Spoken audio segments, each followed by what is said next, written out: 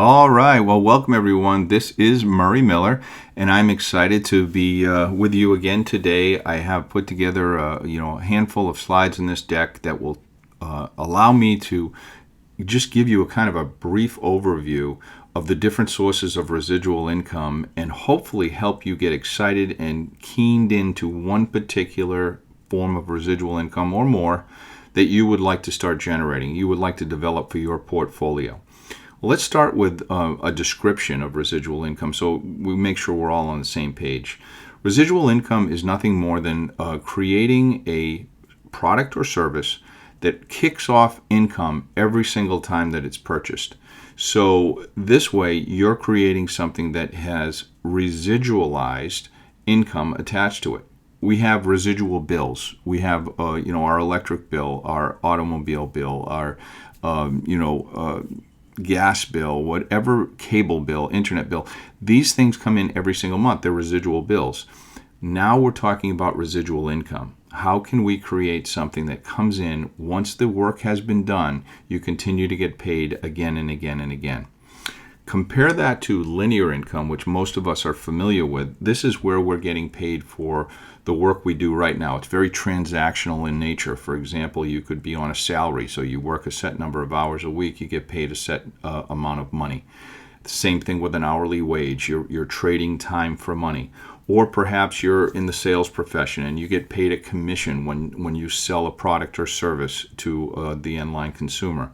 That is how we are typically used to getting paid. Even in the financial services business or the real estate business, when you sell a home, you get paid a commission. When you help someone get a mortgage, if you're a mortgage broker, you get paid a commission.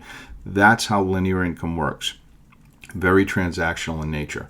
Residual income is sort of the antithesis of that, where you're now creating a long-term sustainable income that comes from the work that you did once. And we're going to break this down into all the different categories. Now, if you don't know it, there's actually an ebook that I did on these 8 different sources that I've identified as residual income sources that you can download if you already haven't. Some people prefer to read, and that's more detailed. Some people prefer to listen and watch. So whatever works better for you, so that you can get this information in your brain and start to utilize this to make yourself get to that point where you can create this residual income and start to become more free financially. That's the whole point behind it. So let's talk about how we master a process. In this particular case, we're talking about becoming financially free through a residual income strategy. You first have to educate yourself. Hopefully today will give you the opportunity to really become more educated on the whole process of residual income and the different forms of residual income. I'm not going to get into many of the obscure forms that are out there. I'm going to go through what I consider the main sources of residual income and where you fit in. Once you've identified something that really gets you excited, that you say, I can get behind that, then you need to elevate your knowledge, you need to fine-tune your skills, and you need to go to work. So elevate is the next step. The third step, after you've become educated and you're starting to get really, really honed in on how to do this, you start to generate the income. Okay, so third step is generation of wealth, and the fourth step is to accumulate it. Now it's starting to pile up. We'll figure out a financial bucket, where to put that so we can grow it on a long-term basis. And once we do that and we've created this income-producing asset, the last thing we want to do is we want to insulate it. So insulation of that asset is the next step. So these are the 5 processes that will take place once we've developed your plan on how to become financially free through using residual income. The residual income sources that I've identified are right up here on your screen, these 8 sources: owning a business, creating royalties, through a subscription model, through affiliate marketing, network marketing, paper investments, real estate, and life insurance. These are the different areas that we're going to concentrate on today, and I will break down on this next slide. I'm going to break down actually the skill set of what I believe it takes in order to be successful in any of these areas. So for owning a business, royalties, and a subscription model, I believe that requires you to learn something and become an expert in it. So expertise in those areas, and we'll discuss that in detail in just a second. For affiliate marketing and network marketing, it's more influence. It's more who you know, who's in your network, who's in your social network, who is in your business network, who is on your social media. That is where you're really starting to understand that your influence over people, hopefully a positive one, is going to be able to impact your business, and that's going to be able to parlay into something that creates a residual income. And last but not least, paper investments, real estate, and life insurance don't require the expertise and influence as the other types of residual income. They require capital. So you have to have money to make money. You've heard that before, and this is just a strategy that have been used by generations and generations of wealthy families on how to build more wealth through their own capital, having your money work hard for you. So now that you know what it takes, let's jump in. Let's start with owning a business. Now, as a business owner for the last 40 plus years, I will tell you I've owned traditional businesses, I've owned online businesses, I've owned virtual businesses, I've sat on boards. I will tell you that owning a business is something that requires a lot of effort, a lot of time in order to be successful. Most businesses are small. As a matter of fact, a high percentage of the economy is based around small businesses in the United States, probably well over 90%. So owning a business can be a very powerful tool on building wealth. However, just because you own a business does not mean you have a residual income. I'll give you an example. I started a college funding business, and I was helping high school families put their kids through college and pay for college in the most tax-advantaged manner, and it was a very transactional business. People came in, they liked the service that we provided, they hired us, we did the service, we got paid, it was over. The relationship was over. It wasn't until probably a good 3 or 4 years into that business that I started creating a service, a membership type model where people could subscribe on a monthly basis, and I would continue to provide their service throughout the years that they had kids in college. And that residualized my business.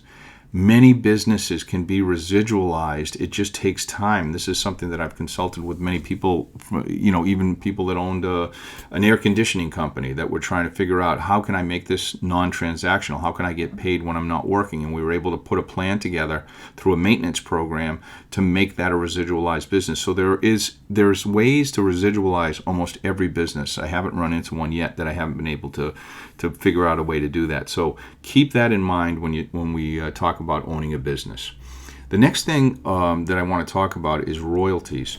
Royalties seems to be a source of great confusion for a lot of people on how it works. So I'm going to try to break this down to its, just most simplest and rawest forms, which is just, I think everyone can relate to, an author writing a book.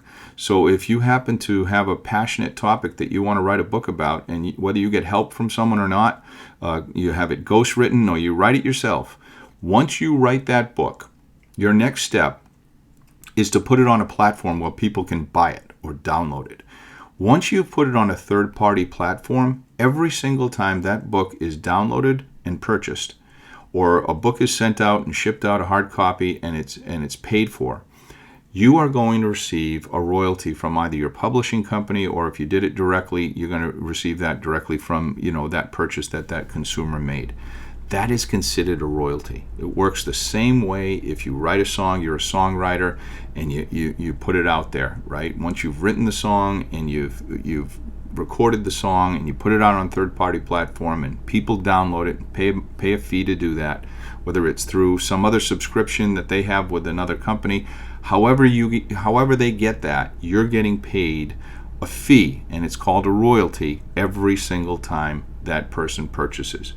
So it's pretty simple. You can do that with machines, you can do that with inventions, you can do that with a patent that you have on something. You can get paid every time that particular product is used, and that is considered a royalty. And there's some really great tax benefits to having royalty income. I think this is probably one of the purest forms of income that you can create on a residualized basis. So hopefully that clears up what royalties are. Now, I started to talk a little bit about the subscription model that I created in my college funding business, but if you think about the big boys like the Netflix, Amazon Prime, they're more on the gigantic end.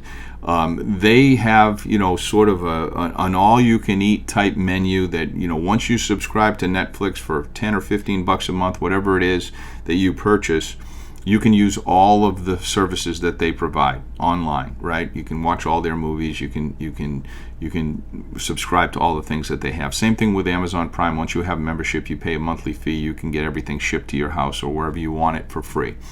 Part of the Amazon Prime membership. So most people are familiar with subscription models on a big basis. But as I said, there are ways to build a subscription model into an existing business, whether it's traditional brick and mortar business or it's an online business. And I think this is a terrific way to build a residual income. So that's subscription models. The next thing we'll talk about, and this is where we start getting into influence, is affiliate marketing. Affiliate marketing has become extremely popular. If you're on social media, especially on Instagram, there's these Instagram influencers, they're called, and if you have a big following, like I said, you have credibility with your network. It's basically, showing off something that you love or you like, and having people have the access through your link to purchase that product or service. And when they purchase it, the company that you're endorsing is going to pay you a fee for bringing them a new customer. I think that's pretty cool, especially for people that have a big following, and you can build a big following on YouTube. You can build a following on, like I said, Instagram or TikTok. All of these are ways to build an affiliate marketing business.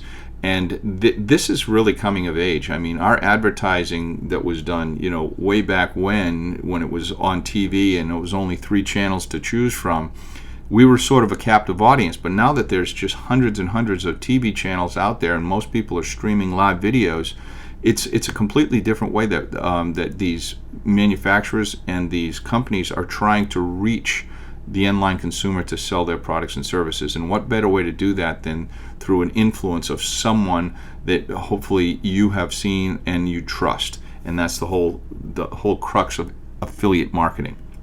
Affiliate marketing is changing. We'll talk about that in just a second, but that is the basics of how affiliate marketing creates residual income. Network marketing happens to be one that I'm very fond of personally. My family has had a lot of success in this. My wife, my daughter. We're actually, one of our largest sources of residual income comes from the network marketing arena, and this industry has really gone through a metamorphosis. According to Robert Kiyosaki, who wrote the bestseller Rich Dad, Poor Dad, and also wrote a second book called The Business of the 21st Century, there are more millionaires that have been created out of network marketing than any other industry. And it makes sense to me because anyone can get involved in network marketing. It doesn't require any special skills to get started, and it doesn't require any large amount of capital. So the barriers of entry to get into network marketing are actually very low. However, if you take it seriously, and remember, you educate yourself, you elevate yourself, and you start generating that income so you can build that bucket, so you can accumulate it, you have to become personally reliable to people that are going to build with you, that are going to come onto your team. And personal testimony, Susan and I have a business that literally has tens of thousands of team members. Most of them are consumers using our product. The network marketing company we're involved in happens to have a very elite line of wellness and health products along with nutrition products, and they're constantly innovating and remarketing, and they just are a powerful company to be brand partnered with. And that was, very, very important to us, that we had a credible company that we could get behind that not only had great products, but also had a fair and generous compensation plan. So there's certain things you want to look for in a network marketing company in order to have success with it. And that's a whole nother podcast. That's a whole nother presentation. But this is something that, like I said, this is one of my favorites. This is like a very important source of income for our family. And we love network marketing. The fact that it's come of age with social media and all the things that are available now to help you build a network, a sustainable network that goes on with or without your efforts after a period of time. Something that's a legacy type income that is willable to your family long after you're gone. That's network marketing. That's why Robert Kiyosaki and so many other professionals are excited about it. That's why so many Fortune 100 and Fortune 500 companies are looking to build network marketing divisions of their company, because people would rather believe someone they know or someone they trust over an ad campaign, even over an affiliate, or I should say an influencer, because sometimes we don't know these influencers that have 3 or 4 million followers. We're just following them because maybe they're famous, maybe they're a star, maybe they're an entertainment or an entertainer or an athlete. This to me is more grassroots. So again, very fond of this particular area of building a residual income. All right, let's move on. Let's talk a little bit about, if you have money or you're saving money on a regular basis, where you can put that money to create a residual income. Everyone knows about paper investments. They're just stocks, bonds, mutual funds, now cryptocurrencies. These are places that you can put money where over a period of time, that company or that indice or that bond or that particular cryptocurrency is in high demand, and it increases in value over time. And as it continues to increase, if you continue to make sure that you're purchasing it on a regular basis, and you develop the strategy in order to purchase at the right time, and you build it, and you're in it for the long haul, you can create a residual income from that. I will tell you, it's got some risk with it. Okay, so it's not for the faint of heart financially. You've got to be able to understand that there's some risk tolerance that is going to be required in order for you to take this long term. And there are tons of money managers out there that you can hire that have reputations that they've done this before, that can help you pull together a good investment strategy for your portfolio. I personally have not put the bulk of my wealth into paper investments. I have other things we'll talk about in just a second that I'm a little bit more fond of, but I do have paper investments. I do have cryptocurrencies, and I do like that my portfolio is diversified in that manner. So those are the paper investments, and they can create a residual income. A little more tricky, but it can be done. Real estate is obviously a favorite for a lot of people. And again, in his book, Rich Dad, Poor Dad, Robert Kiyosaki, the author, talked about how you can use your property where you are your primary residence and tap into the equity that you have and use that equity to buy another property and then rent it, and then start to build a residual income from the rental. And real estate has a couple of really cool tax breaks that allow you to build a residual income, again, with a little bit more risk. Not probably quite as much as what you might find in stocks, bonds, mutual funds, and cryptocurrencies, but also there's risk because market values of homes fluctuate. Over the long term, you're going to see capital appreciation. You're going to see rental income. It has a better tax rate than your ordinary income. You're going to see that you're able to depreciate the property. And if you have no idea what I'm talking about, if you don't understand real estate, just know the government has allowed us to put a lot of tax benefits in place for people that are willing to go out there and purchase properties, whether it's single-family homes or multiplex properties, and use those properties, develop a place for people to live, and you are able to collect rental income from that. That's a great way to build a portfolio, very specialized. Again, lots of mentors out there that can help you in this area, real estate people that have done this before in the past. I always say, find a mentor in whatever it is that you're going to do, and grab that mentor and make sure you've done it. I've dabbled in real estate. I've owned commercial properties. I've owned multiple homes, vacation homes. I'm not necessarily the guy that would be, with 10 rental homes, but I have a lot of friends that do this, and they're very successful at it. So I have to include it as part of the residual income strategy that you can use in order to create financial freedom. Last but not least, I'm going to talk about life insurance, and I kind of think I'm leaving the best for last. Between this and network marketing, which are my two favorites, I love the idea of being able to build a portfolio with no risk, and all I have to do is just systematically save, and I can compound the money that I'm saving and get a huge tax benefit on the way out when I'm taking the money as a residual income.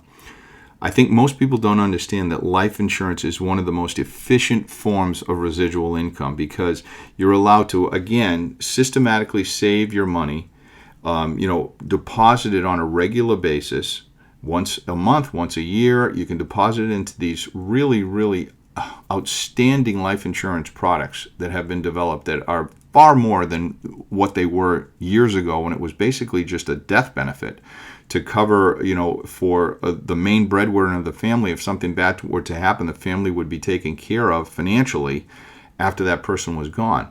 Now it's much more than that. Now there's living benefits that are built into it and cash value accounts that pay compound interest. And the government allows us to, when they're structured properly, take that money out of the policy after a period of years that it's built up without having to pay tax on the money. So it basically can put you into a 0% tax bracket. It doesn't get any better than that as far as creating a residual income. So between creating, accumulating, and now insulating that wealth, and I say insulating it because it's protected in a life insurance policy, it's protected from creditors, it's protected from bankruptcies, and it's also protected from tax. So this is a very, very powerful area for building a residual income. As I get close to wrapping up here, I want to just make you guys understand that very few people are working all 8 areas that I just mentioned of residual income. Most people are, maybe tapping into 1 or 2, or if you're really good, maybe 3 or 4.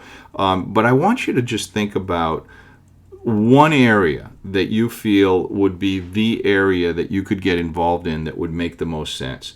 I'm hoping you got something out of this presentation. Hopefully you've not only learned something and learned some new strategies, but hopefully you're even more motivated than you were. And hey, if you are, let's take that excitement level and build on that. Let's have a conversation, and while we're on the phone, let's determine which one of these areas of residual income really resonated with you, and let's put a blueprint together for you. Most people exchange time for money, and this is a way that we can break that equation. So, you've probably heard this before, but it's something that I've been able to do personally. I've been able to help my family accomplish this. My friends, a lot of my friends have accomplished this. A lot of the people that are on our team in our network marketing company, I've helped them with accomplishing this. And literally tens of thousands of people around the globe that have used these strategies in order to build a residual income. So if you want to book a 20-minute call with me, you can do so. Just click on the link that you find on my website to book a call, and we can sit down and have a serious conversation about residual income, find out if we're a good fit and if there's something that I can do to help you get there. Until then, this has been Murray Miller, and I look forward to seeing you on the other side. Thanks.